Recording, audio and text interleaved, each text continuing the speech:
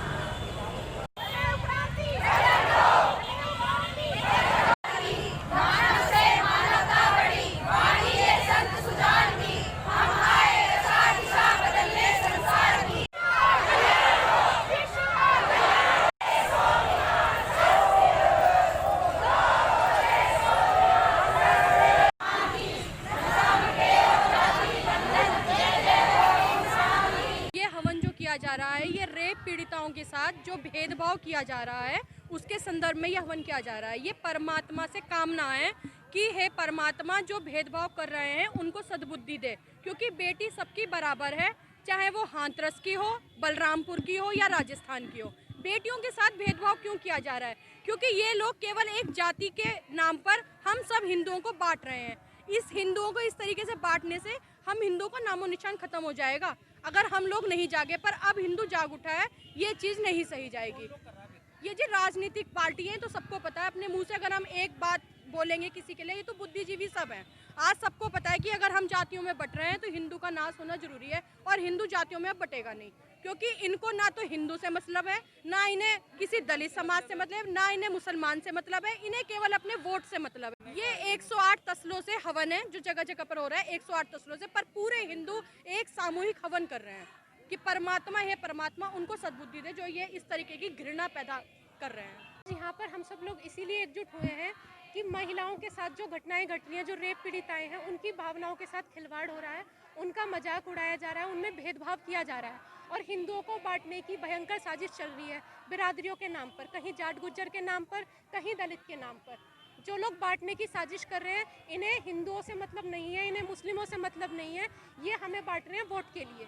तो हम लोग यहाँ पर परमात्मा से कामना कर रहे हैं सभी लोग मिलकर कि परमात्मा उनको सद्बुद्धि दे, वो हमें ना बांटे। और हिंदू जागरूक हो चुका है, हिंदू अब नहीं सहेंगे। हम लोग कुछ दंगे नहीं कर रहे, हम लोग उनकी सद्बुद्धि के लिए कामना कर रहे हैं परमात्मा से। हम ये कह रहे हैं कि हमें बांटने की साजिश ना की जाए।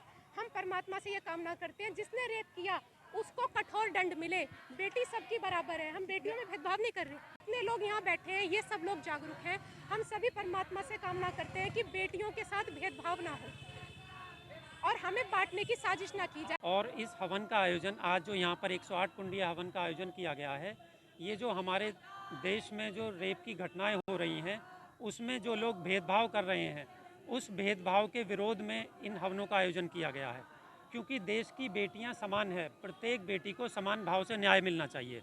जो लोग इन रेप की घटनाओं में भी भेदभाव की राजनीति कर रहे हैं, जातिगत आधार पर बांट के उनको न्याय के लिए जो विरोध कर रहे हैं, उन लोगों की सद्बुद्धि के लिए इन हवनों का आयोजन किया गया है। हम पर्टिकुलर किसी को दोषी नहीं मानते, लेकिन जो इस तरीके का भेदभाव करने वाले लोग हैं उनको दोषी मानते हैं। अगर वो राजनीतिक तौर पे लोग हैं तो उन्हें सबके लिए समान, एक हाथरस की घटना पर ही क्यों जोर है? बलरामपुर में भी बेटी का बलात्कार हुआ है, वहाँ पर क्यों नहीं ये सारे लोग गए? और जो ये दूसरे लोग हैं, अपना राजस्थान है, तो राजस्थान में क्यों नहीं गई है?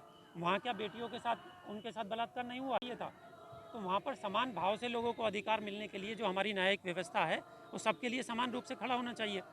तो संस्था के जो लोग हैं, और आने वाले समय में संस्था यही है, श्री परमधाम जो है, उस चीज़ का मैसेज कि आगे आने वाले समय में लोगों को जागरूक किया जाएगा इन घटनाओं के प्रति।